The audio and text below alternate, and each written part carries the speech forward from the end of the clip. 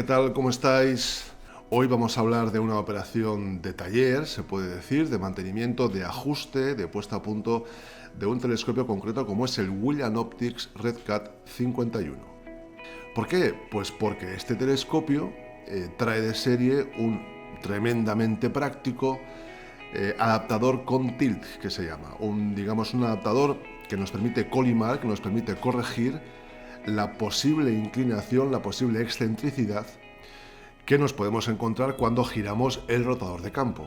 Esto ocurre con cualquier enfocador, es decir, excentricidades están, campando a sus anchas por todas partes, ¿no? Sobre todo en tubos muy luminosos, ahí es cuando nos puede crear verdaderos, problemas, se puede notar mucho más, es evidente, por debajo de F5, una cosita así.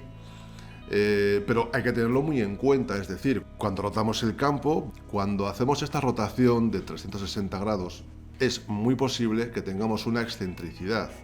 Es decir, si colocamos, por ejemplo, un puntero láser en ese portaocular y rotamos el campo, nos daremos cuenta de que es posible de que ese punto rojo del láser dibuje un círculo. Evidentemente, si el láser está bien colimado, ese círculo es solo puede ser consecuencia de una excentricidad en el sistema de rotación del telescopio. Por ese motivo, y muy acertadamente, desde luego, William Optics ha provisto a su RedCat 51 de un adaptador con tilt. En vez de 3 puntos a 120 grados es de 4 puntos a 90 grados. Bueno, se maneja muy bien, la verdad, y queda, yo creo que es un acierto. Así como los 4 puntos de colimación no me gustan para colimaciones ópticas, son más complejas de manejar este tipo de celdas, como las que llevan, por ejemplo, hay pocos telescopios que lleven 4 puntos de colimación en lugar de los 3 clásicos. El Explore Scientific 127, el Apple, el triplete, lleva 4 puntos de colimación. Algunos más también hay, pero generalmente suelen ser 3. Bien, en este caso, viene bien que sean 4, porque igual te cuesta un poquito más interpretar hacia dónde tienes que mover, o al final mover más de 1 o 2 puntos. Bueno, te lleva un poquito más de tiempo, pero la sujeción es mucho más fuerte. Es más fuerte, sí. Además, en estos tilt pequeños, aluminio, con poco grosor, me gusta, la verdad que me ha gustado que tengan 4. Bien, ¿qué ocurre si tenemos una excentricidad? La consecuencia óptica de esto es que no tendremos una corrección totalmente homogénea y simétrica en el sensor. Habrá algunas esquinas que saldrán un poquito diferentes que otras. En algunos casos, si la descolimación es muy grande, veremos cómo, en la esquina, por ejemplo, en la zona superior derecha, veo que me corrige estupendamente bien, pero en la esquina inferior izquierda veo que me corrige muy diferente, peor. Esto es una excentricidad. Esto es una descolimación mecánica de todo lo que está después de ese rotador de campo o de esa pieza que estamos rotando, ¿no? Bien sea enfocador, bien sea rotador. Como digo, en algunos casos se nota más, en otros menos. Cuanto más luminoso es el tubo, más se va a notar. Y también, muy importante, cuanto más grande sea el sensor, más se va a notar también. Bueno, pues por ese motivo vamos a ver un poco cómo ajustamos este adaptador tilt, este tilter, que también se llama, de William Optics, en este caso William Optics RedCat 51. Lo primero, tenemos que colocar el tubo en posición vertical. ¿Para qué? Pues para evitar cualquier error, cualquier pérdida de linealidad del eje óptico cuando apretamos los prisioneros del o de los portaoculares que tiene nuestro enfocador. Nos habíamos dado cuenta, en cuanto apretamos generalmente un prisionero, el láser se desvía un poquito, el ocular se desvía un poquito. En algunos no, en otros un poco solo y en otros bastante, ¿no? Por ese motivo, al colocarlo en vertical, no necesitamos apretar ningún prisionero, lo colocamos todo por su propio peso encima y así descartamos ese posible desajuste por descentramiento de apriete de prisioneros, de anillos internos, de apriete, en definitiva, de los portaoculares. Por supuesto, el colimador láser tiene que estar muy bien colimado. Esto, el 99,9% vienen descolimados. Si tienes mucha suerte te vendrá alguno colimado que no tendrás ni que tocar. Eso a mí me ha pasado muy pocas veces, lo puedo contar con los dedos de una mano. Y eso es fundamental, evidentemente, porque si tenemos un error de colimación en el colimador láser, el ajuste que hagamos con el tilter no nos va a servir de nada. No estará siendo fiable, es fácil entenderlo, ¿no? Por tanto, primero tenemos que colimar lo mejor que podamos, aunque nos lleve, oye, una hora. Tu pareja, ¿qué haces? Mariano, por favor, si llevas 2 horas dándole vueltas a ese chisme con el punto rojo. No te preocupes y tal, estoy bien, estoy ajustando esto. Aunque os lleve más tiempo del habitual, del deseado, es importantísimo dejarlo bien, dejarlo casi perfecto, lo mejor que podáis. Colocamos el láser, centramos el punto rojo con la arandela negra, como hemos hecho antes, y ahora ya que sabemos que tenemos el colimador láser colimado, perfectamente colimado, vamos a girar solamente 180 grados el rotador de campo. ¿Vale? Lo giramos, 180 grados, tal. Oye, ¿cómo vemos el punto? Pues fíjate que se nos separa también.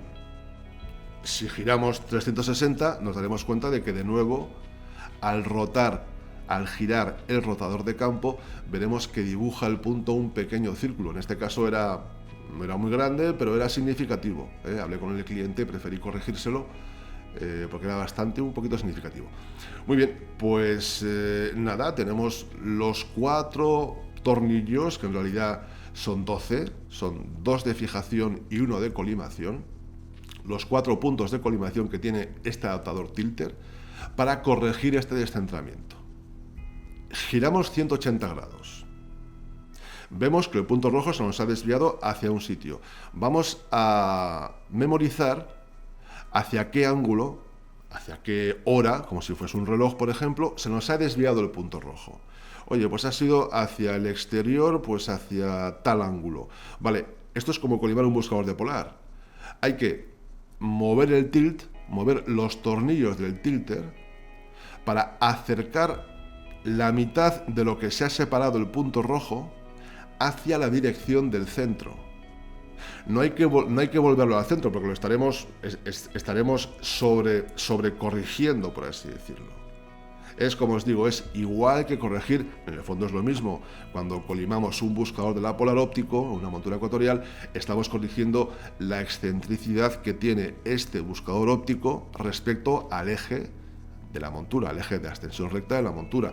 Cuando el Polemaster o el I-Polar de Ioptron nos pide que giremos el eje de AR de la montura, nos lo pide para que el algoritmo, el software, detecte también esa excentricidad, que siempre la va a haber. Es decir, mecánicamente es prácticamente, bueno, si te compras aparatos de alta calidad, ahí te puedes ir olvidando, eso está claro.